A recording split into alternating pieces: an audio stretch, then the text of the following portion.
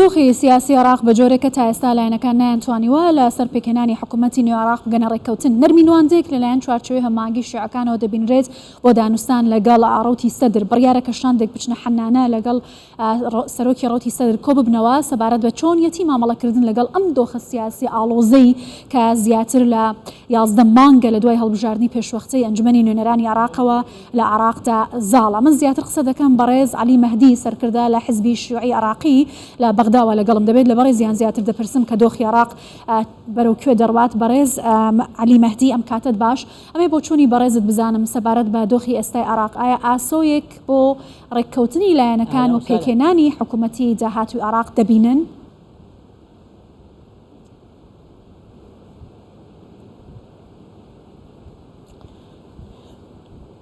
شكرا جزيلا. سپاسان دەکەم بۆ میێوانداریتان و بۆ بینەرە بەڕێزەکانتان. من پێم وایە تاوەکو ئێستا دەست پێشخەریەکانی چارەسەرکردنی کێشەکان تاوەکو ئێستا دەرنەکەوتن.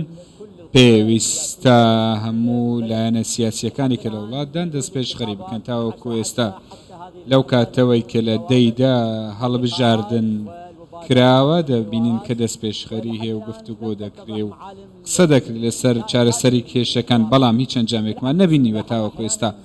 بەڵکو تێبینی ئەومان کردووە هەندێک جار کە هەندێ هێزی ململانەیە کار وەکو چوارچێوەی هەماهەنگی و سەدری لێدوانی پێچەوانیان دژبەیەک هەیە وەکو سوودانی کە لەگەڵ هەندێک ئەندامانی نوێنەران کۆبوویەوە ڕەوشەکەی خراپتر کرد، چونکە تاوەکو ئێستا سەرۆک کۆمار هەڵی ڕای نەسپاردووە کە ببێ بە سەرۆک وەزیران. ئەمەش کاردانەوەیەکی خێرای بەدوای خۆداهێنا لەلایەن سەدڕیەکانەوە.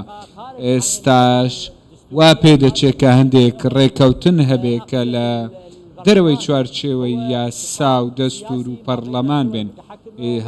ڕێکەوتنێکی سیاسی هەیە لە نێوان هەندێک هێزە سیاسیەکان. من پێم وایە سەدری و هەروەها چوارچێوەی هەماهەنگی ڕێکەوتنێک دەکەن. سەدر پێی وا دەبێ کە دەبێ سەرۆک وەزیران ئێستا بمێنێتەوە، بەڵام چوارچێوەی هەماهەنگی دژیەوەن کە کازمی بمێنێتەوە بۆ ئەوەی بازی حکوومەتێکی سربەخۆ بکەین.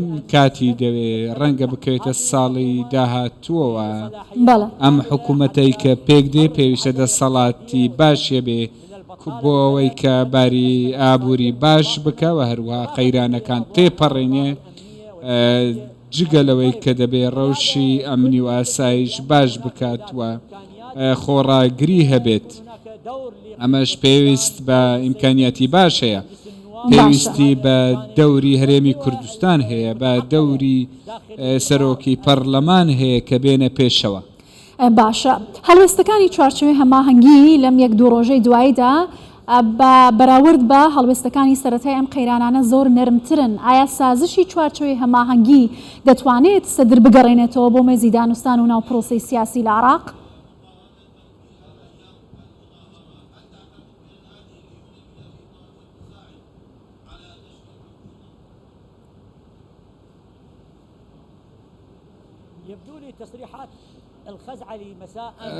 خەزعەلی دوێنێ شەو چەند وتەیەکێ بوو لە بەرامبەر قەناتی عێراقیە کە دەڵێ سۆدانی بمێنێتەوە. خەزعەلیش یەکێکە لەوانەی کە توندە لە نێو چوارچێوەی هەماهەنگی. ئەمەش ئەوە دەگەیەنێ کە هەندێک زەحمەتە کە حکوومەتێک پێک بێت دوور لە سەدڕیەکان و دوور لە چوارچێوەی هەماهەنگی، بەڵام ئەمە بە پێی ڕێکەوتن دەبێت. جوهودێکی زۆر هەیە لەلایەن هەرێمی کوردستانەوە و لەلایەن ئیتیلافی سیادەشەوە بۆ ئەوەی حکوومەتێکی بەو شێوازە پێک بێ. باشە، بڕیارە لایەنە سیاسیەکان سەردانی حەنانە بکەن بۆ توێژ لەگەڵ موقتەدا سەدر. پێتان وایە ئەم هەوڵانە هیچ ئەنجامێکی دەبێت؟ ئایا دەرگاکانی حەنانە بەڕووی دانوستانی لایەنە سیاسیەکاندا کراوەیە یا سەدر سوورە لەسەر بڕیار و هەڵوێستەکانی؟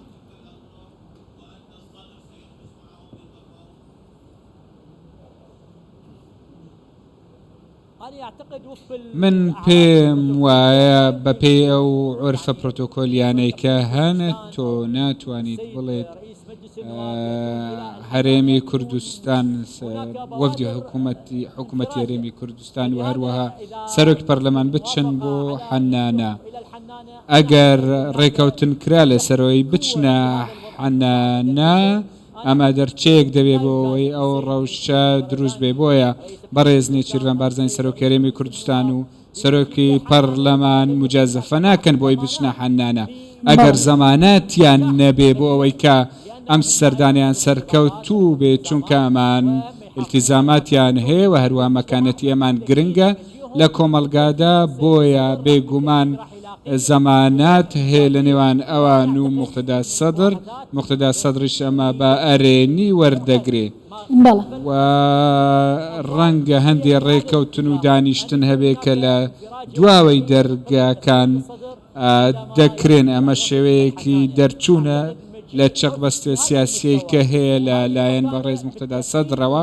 چونکە وەفدێکی بەم شێوازەوە هەروەها بەم گەورەیە دەچێت بۆ حەنانە ئەمە پێ سەردەکێشێ بۆ چارەسەرکردنی کێشەکان هەرچەندە لایەنی سەدرێک شاونەتەوە لە پەرلەمان و نەبوونی ئەوان لە پەرلەمانی عێراق وایان لێ دەکا کە بچنە نێو ڕێکەوتنەوە لەگەڵ سەرکردە مەزنەکان کە التیزامات خۆیان بپارێزن لە بەرامبەر بەڕێز مقتدا سەدر کەلانی جێبەجێ کار بن چونکە چارەسەری کێشەکان ناکرێ ئەگەر لە ژێر قوبەی پەرلەمان نابێ بەڵام ڕێکەوتنی پێشوەختە لە پاشەوەی دەرگاکان دەبن لە حەنانە بێت یاخود هەولێر زۆر باشە بەڕێز عەلی مەهدی سەرکردە لە حزبی شوێی عێراقی زۆر سپاس لەبارەی ڕوودا سیاسیەکانی عێراقەوە لە بەغدا لەگەڵ مابووی.